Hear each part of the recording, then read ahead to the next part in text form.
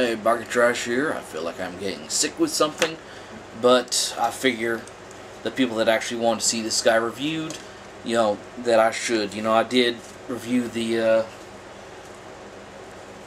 Michael Bay edition already, but like I said, I didn't want to mess with that one. So let's just review this one.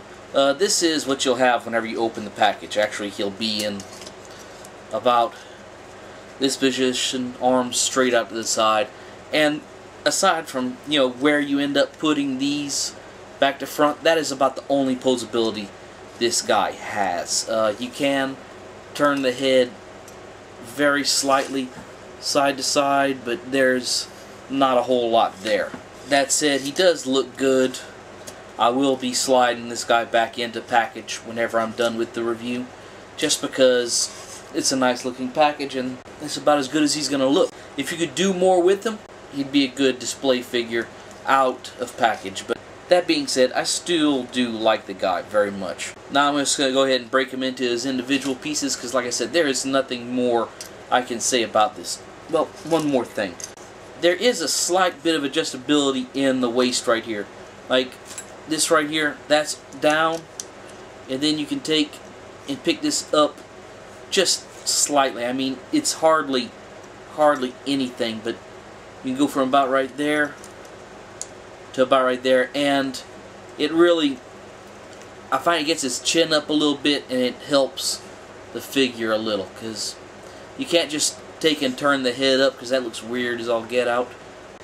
It's a very limited figure, but I do like that Takara was able to do with something in this size range that Hasbro was unable to do in the big giant one, and that is actually give them individual robot modes, which from what I understand a lot of people don't really care or whatever, but to me, I'd rather have this little chinchy one.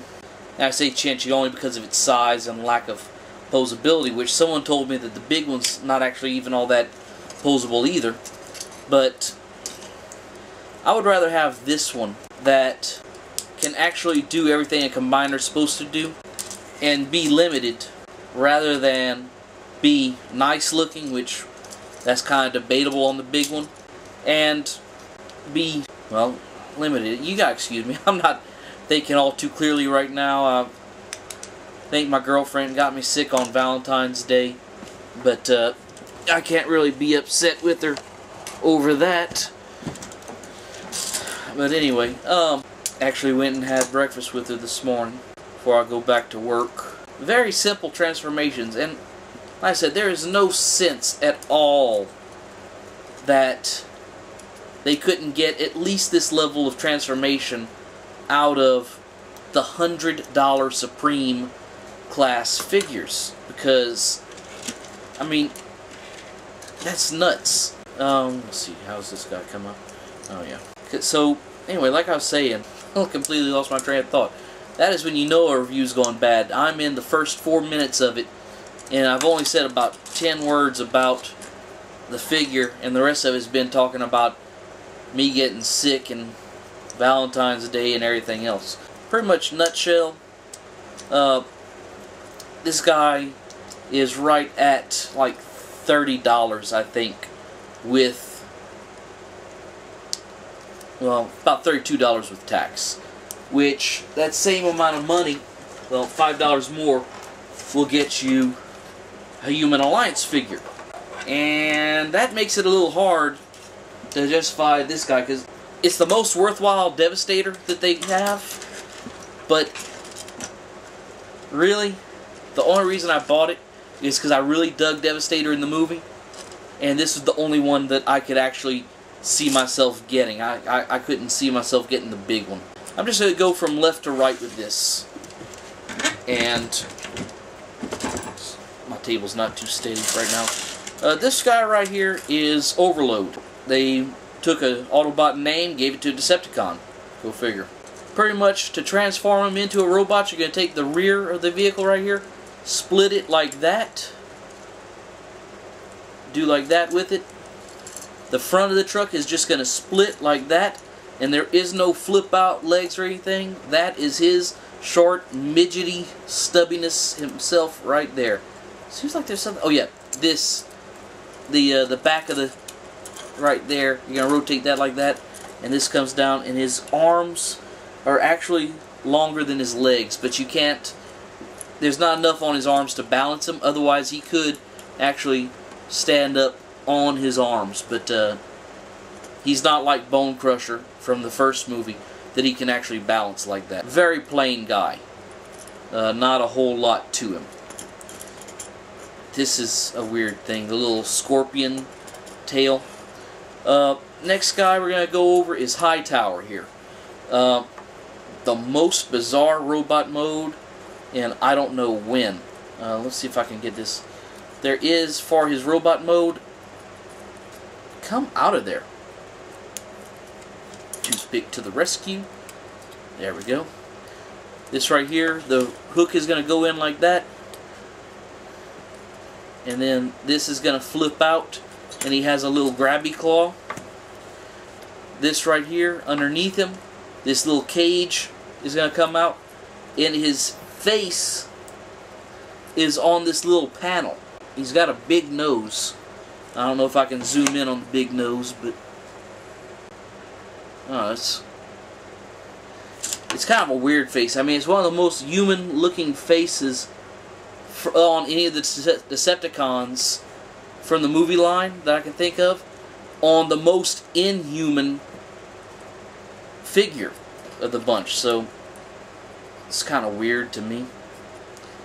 And there's a lot of flipping and flopping that goes on in this transformation. So this right here is how it was in vehicle mode. This is going to flip out, then this is going to rotate, then that's going to rotate down and into some notches on the top of the tread.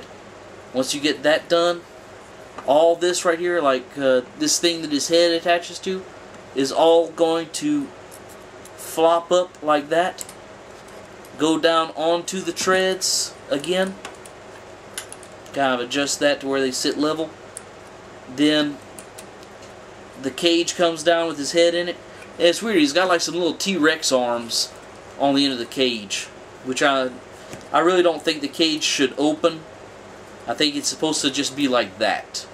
But just an absolutely bizarre figure. And then the grabby claw goes behind him. That's these two so far next to each other. Let's do Mixmaster next. Here is Mixmaster. And he has 6 rolling wheels, which is the most of anything in this set.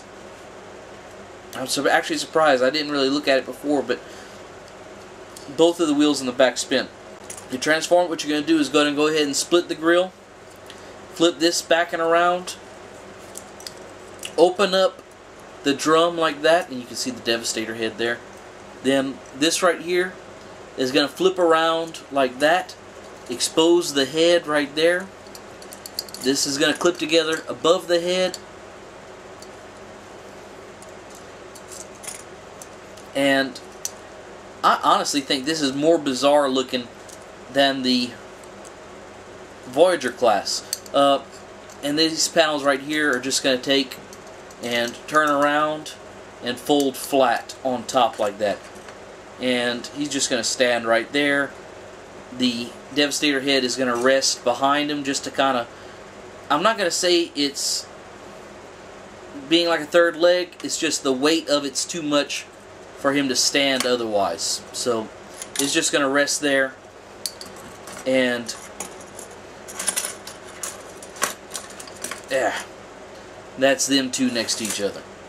The next one, let's do Longhaul. And Longhaul really is, like I said during the 2 Longhaul figures I've reviewed already, one of my favorite figures from the line. I don't know that I can say this is one of my favorites from this set, though.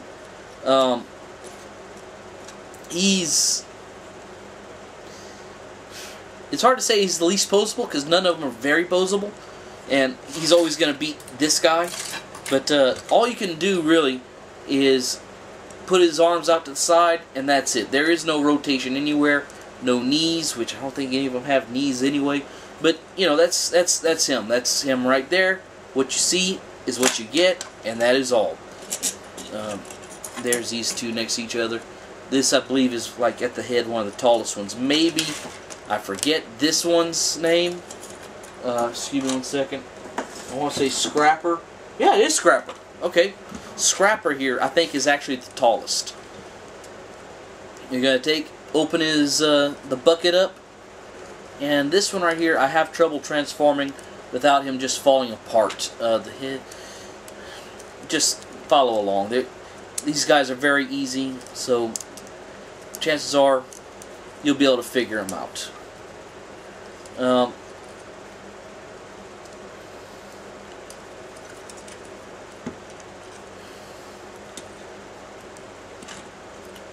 The buckets have to be turned around on the feet for him to balance, as I recall. Even right there, he's not... Oh, there it goes. Make me into a liar. So, you can see just how tall this guy is. Compared to... This right here was the tallest one of the bunch up until now. Next one is the lovely Rampage, which I absolutely hate his deluxe figure. But, anyway. Not gonna harp on that too much. His face, the way it comes out is it looks like he's got a little mustache. This right here is how I see him posed in all of the promotional stuff I see. All of the, even the reviews, I think. What I actually prefer to do with this guy is take this right here, rotate it around to where it's like that. And to me that makes, you know, making the jackhammer legs so slender, makes it seem like it's more like his mode from the movie, which this guy and this guy are almost the same height. And the last one is, let's see what they're calling him here, Scavenger. I think they called him Demolisher or something in the... I don't know. I'm a borderline delirious right now. Transformation is going to start out like on the Voyager, at least what I think the Voyager transforms like. You're going to split this in half. The tracks are going to come down. Which the neatest thing I find about the Voyager, which again I do not have, is the way that the tracks expand to make the wheels. Well, this one doesn't do that. It's got wheels and tracks. And a lot of him goes into hiding the wheels or the tracks, depending on which mode he's in.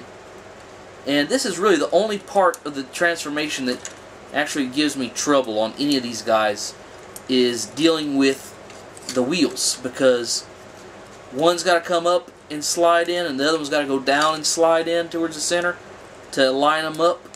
And these panels right here are going to rotate like that. And aside from that, there's not much you can do with this guy. Except maybe flip his arm out so he'll stand up correctly. I don't like it at all, but I do like the uniqueness of it. But I can't make myself like the guy, just the design of it. But I did like that the Voyager, at least you could take and put a tire out front and a tire behind and make it like this figure from this character from this game called Kinetica for the PS2. And that's the thing that I like the most about this guy, but you can't do that with the Deluxe. So basically, that's the review on the guy. I'm at 17 minutes. I figure that's plenty long enough. Y'all have a wonderful day, and I'm going to try something new. I think I can put annotations in to link to different parts of the same video, and I'm going to try and do a table of contents in the middle to where you can go directly to each individual figure. And I don't know why I'm bouncing my finger every time I say a word.